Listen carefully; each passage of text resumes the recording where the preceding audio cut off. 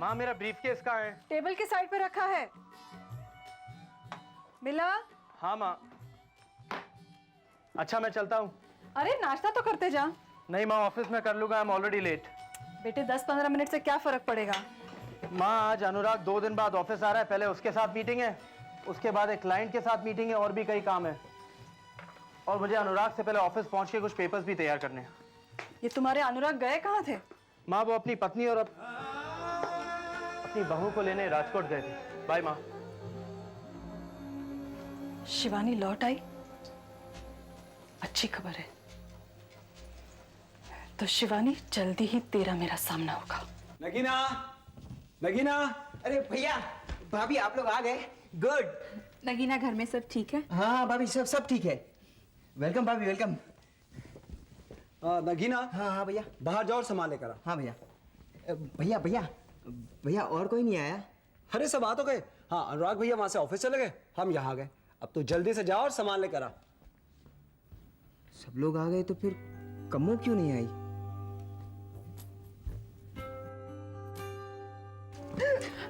अरे बस कर मलिका, कितनी उल्टियां करेगी? अब कभी नहीं बैठूंगी हवाई जहाज में, अभी तक सिर घूम रहा है मेरा। क्या हुआ भाभी? मलिका को उल्टियां हो रही है। अरे भाभी आप चलिए, मैं अभी आपके लिए नींबू पानी लाता हूँ। ठीक है।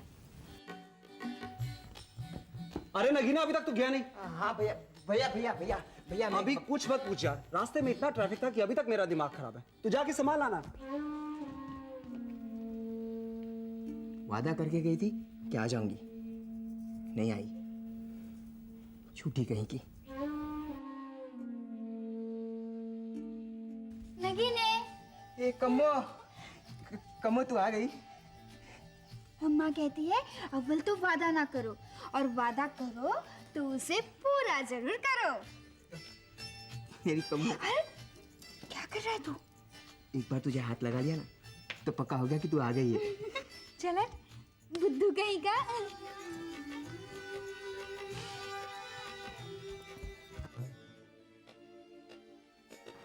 माँ। अनुराग आओ बेटा।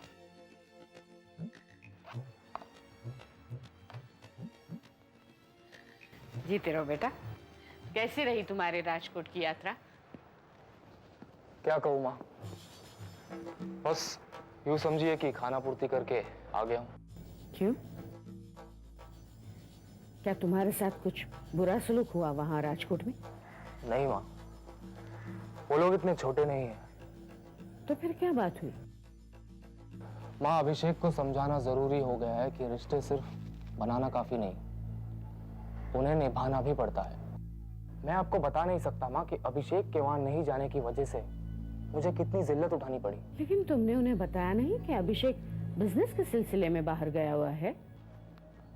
बताया था माँ, लेकिन ये वजह उन लोगों की परेशानी कम करने के लिए काफी नहीं। दरअसल माँ उन लोगों के यहाँ शादी के बाद कुल देवता की पूजा करने का रिवाज है, और इस पूजा में पति और पत्नी दोनों का साथ होना जरूरी होता है। लेकिन ये बात उन लोगों ने पहले नहीं बताई थी। पहले इसलिए नहीं बताई थी माँ कि उन लोगों को पूरा यकीन था कि शादी के बाद कम से कम पहली बार तो मैं और अभिषेक दोनों मल्लिका और शिवानी को लेने के लिए वहां जाएंगे। लेकिन अभिषेक की नादानी ने उन लोगों की खुशियों को पानी में मिला दिया। शिवानी को कुल देवता की पूजा अकेले करनी पड़ी। उन सब लोगों की आंखों में गुस्सा था माँ। अभिषेक को समझाइए माँ, नई नई रिश्तेदारी है, जो खटास अभिषेक की हरकत से पैदा हुई है, कहीं आगे चलकर वो रिश्तेदारी में दरार ना पैदा कर दे। तुम बेफिक्र रहो अनुराग, मैं अभिषेक से बात करूंगी।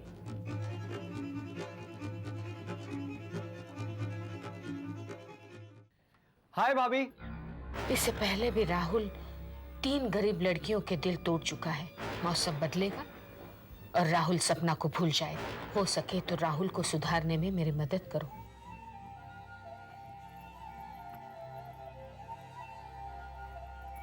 सो भाभी राजकोट में सब कैसे हैं? आपको बहुत मिस करते होंगे ना भाभी? राहुल, मलिका ने तुम्हें रास्ते में बताया ना, राजकोट में सब ठीक है।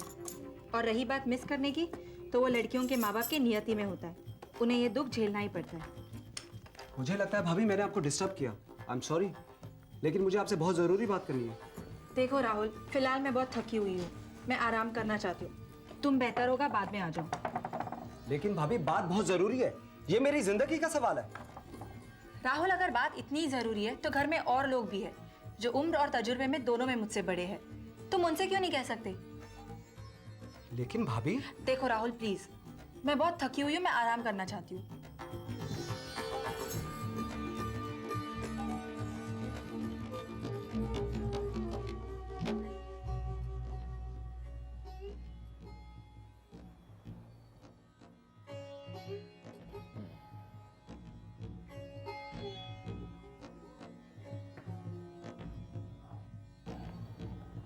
Excuse me sir. हाँ राजीव, बोलो। Welcome back sir. सर आपने मुझे जो अकाउंट्स तैयार करने कहे थे वो मैंने कर दिए हैं। एक दो जगह प्रॉब्लम है, जैसे एक गोल्डन एंटरप्राइजेस। राजीव प्लीज, अभी नहीं। ठीक है सर, मैं बाद में डिस्कस करने आ जाऊंगा। Thank you. राजीव आओ बैठो, प्लीज हैव अ सीट।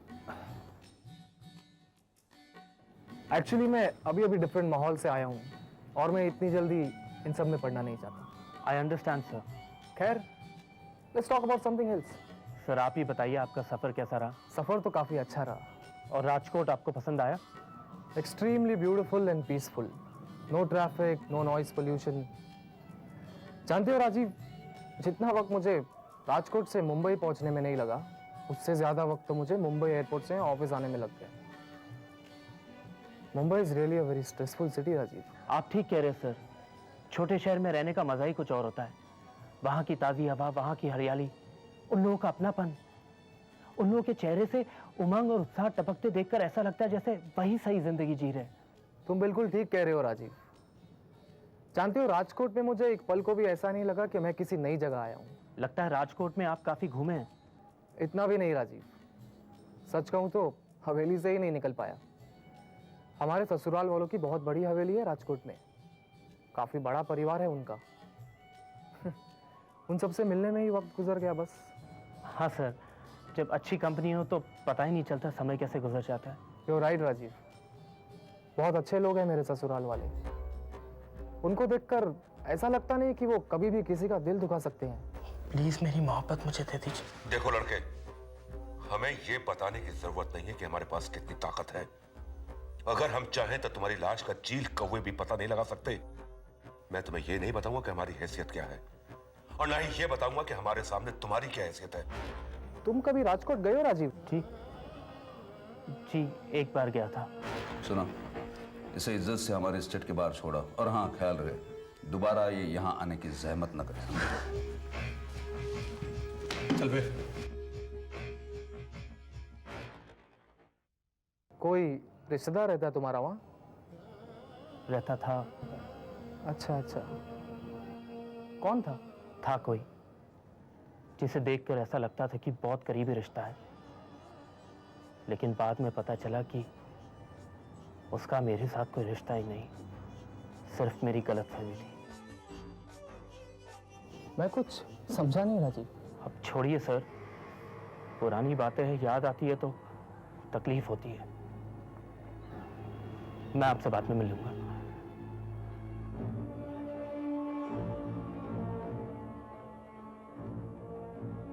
इसे अचानक क्या हो गया?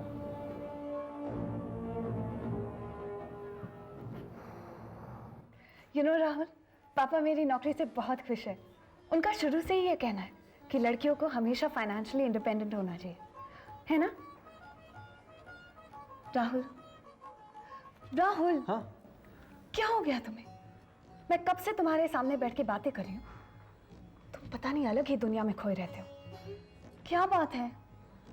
कोई खास बात नहीं सपना, मुझे लगता है शिवानी भाभी जानबूझ के मुझे अवॉइड कर रही है। राहुल, ये तो तुम पिछली बार भी कह रहे थे, और मैंने तब भी तुमसे कहा था कि तुम्हें जाकर उनसे बात करनी होगी। राहुल, हो सकता है कि तुमसे कोई गलती हुई हो और वो तुमसे नाराज हो। तुम सही कह रही हो सपना, कोई बात तो है, वरना वो मुझे इस तरह अवॉइड नहीं करती। और जहां तक गलती का सवाल है, तो मैंने ऐसा कोई काम नहीं किया कि वो मुझसे नाराज हो। जब तुमने कोई गलती की ही नहीं, तो वो ऐसा क्यों बिहेव कर रही है? राहुल, कहीं ऐसा तो नहीं कि कोई तुम्हारे खिलाफ उनके कान भर रहा हो? हाँ, लेकिन कौन करेगा ऐसा? पता नहीं, लेकिन शायद कोई हमारे रिलेशनशिप के बारे में जानता हो और शिवानी भाभी को हमारी मदद करने से रोक रहा हो। कौन हो सकता वो? मंदाकिनी दीदी।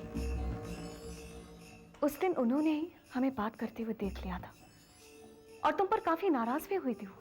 अरे लेकिन मंदाकिनी दीदी शिवानी भाभी को मेरे खिलाफ क्यों भड़काएंगी, जबकि वो तो माँ को साफ साफ बता सकती है। वो सब मैं नहीं जानती राहुल, लेकिन तुम्हें शिवानी भाभी से बात करनी होगी, उनकी गलतफहमी दूर करनी होगी तुम्हें। सप्ता, जब शिवानी भाभी मुझसे बात ही नहीं करना चाहती तो मैं उनकी ये गलतफहमी कैसे दूर करूं? लगता है मुझे ही कुछ करना होगा। शिवानी भाभी की गलतफहमी मुझे दूर करनी ही होगी।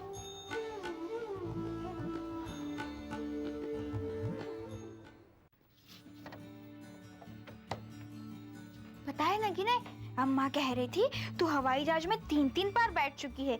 मैंने तो हवाई जहाज को एक बार भी पास से नहीं देखा। मैंने अम्मा से कहा, अम्मा ये सब शिव जी की कृपा है। ए नगीने, तू ऐसे घुर घुर के क्या देख रहा है मुझे? देख रहा हूँ कि राजकोट जाकर तू एकदम हैंडसम हो गई है, चटक मटक। मतलब सुंदर। नगीने, वहाँ का तो हवा पानी ही ऐसा है, तू भी जाएगा ना तो तू भी सुंदर हो जाएगा। सच्ची मुझे यहाँ अच्छा नहीं लगता। अम्मा और बाबू की बहुत याद आती है। वो तो मैंने तुझसे वादा किया था, इसलिए मैं वापस आ गई।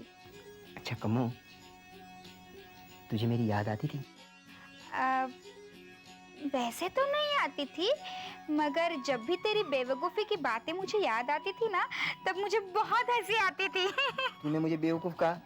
क्यों नहीं है तू बेवकूफ? देख गांव वाली, फालतू बात मत कर, नहीं तो मेरा भेजा आउट हो जाएगा। देख अब ज्यादा लिटर पिटर मत कर तू। आज ही आई और आज ही झगड़ा करेगा क्या? लेकिन बोल देती हूँ, झगड़ा मत कर। अच्छा सुन, मैं तेरे लिए गांव से गोंद के लड्डू लेके आई हूँ। अम्मा कहती है गोंद के लड्डू खाने से ताकत आती है और अकल भी आती है। ले अब खा ले। मैं नहीं खाऊंगा, तू मुझे बेवकूफ बोलेगी तो मैं नहीं खाऊंगा लड्डू। अच्छा बाबा, नहीं बोलूंगी बेवकूफ, अब तो खा ले। पक्का?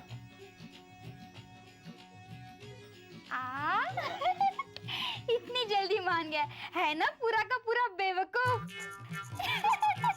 बेवकूफ बेवकूफ बेवकूफ बेवकूफ। हाँ करेक्टर साहब, अरे बहुत दिन हो गए, शाम को बैठते हैं ना शतरंज पर। हाँ बैठेंगे शाम को। हम लोग बैठेंगे तो बैठे रह जाएंगे पिताजी। क्या हुआ? आपको शायद पता नहीं है कि जिस सीबीआई इंस्पेक्टर को घर से निकालकर हम ये समझ रहे थे कि अब खतरा टल गया है, वो सीबीआई इंस्पेक्टर अब भी राजकोट में ही है। ये क्या कह रहे हो तुम? हाँ, मैं अभी अपनी आंखों से उसे देख कर आ रहा हूँ और मेरे आदमियों ने खबर दी है कि वो अब इन्वेस्टिगेशन भी कर रहा है। करने दो ना, जब महावीर की मौत से हमारा कोई मतलब ही नहीं है तो हमें डरने की क्या जरूरत है? पिताजी, वो महावीर के केस की नहीं, सुधा के केस की इन्वेस्टिगेशन कर रहे हैं। क्या?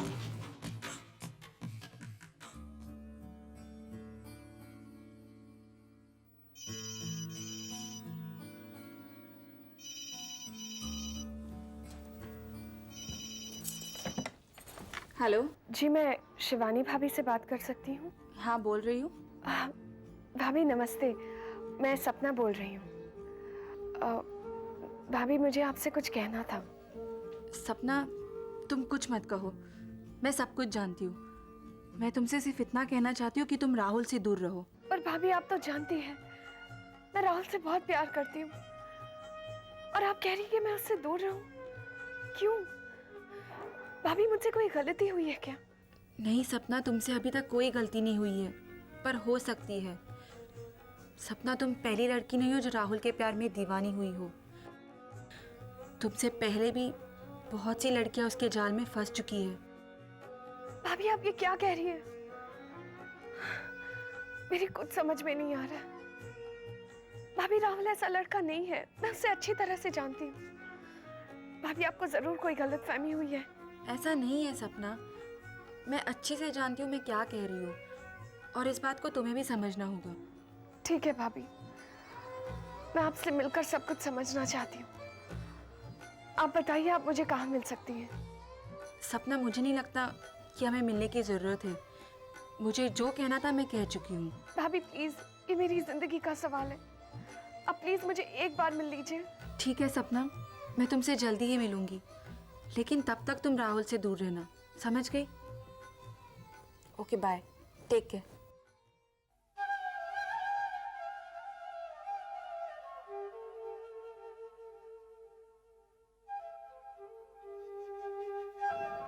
दीदी, आपने मुझे बुलाया?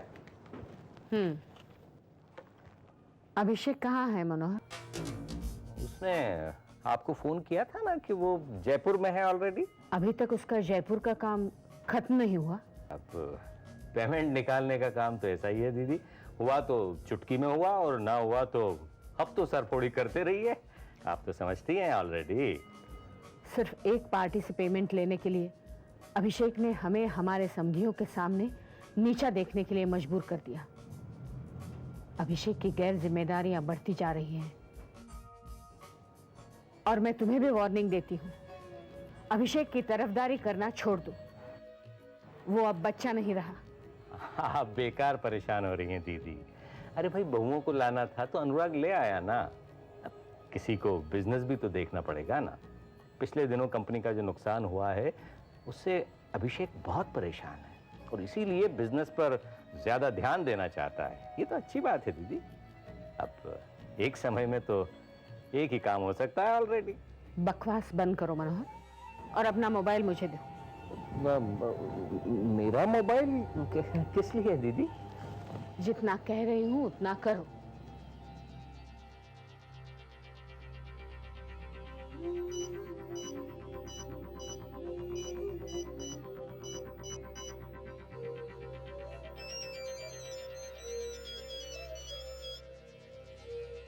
हाँ मामा जी बोलिए। मामा जी नहीं, मैं तुम्हारी मम्मी बोल रही हूँ। अब जी जी कहिए। तुम कहाँ हो अभिषेक? मैं जयपुर में।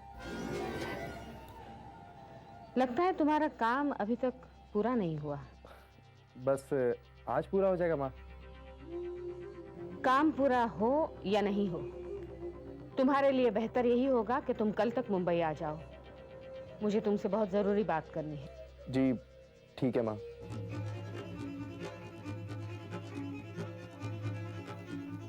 क्या हुआ अभिषेक? कुछ नहीं, मुझे जाना होगा।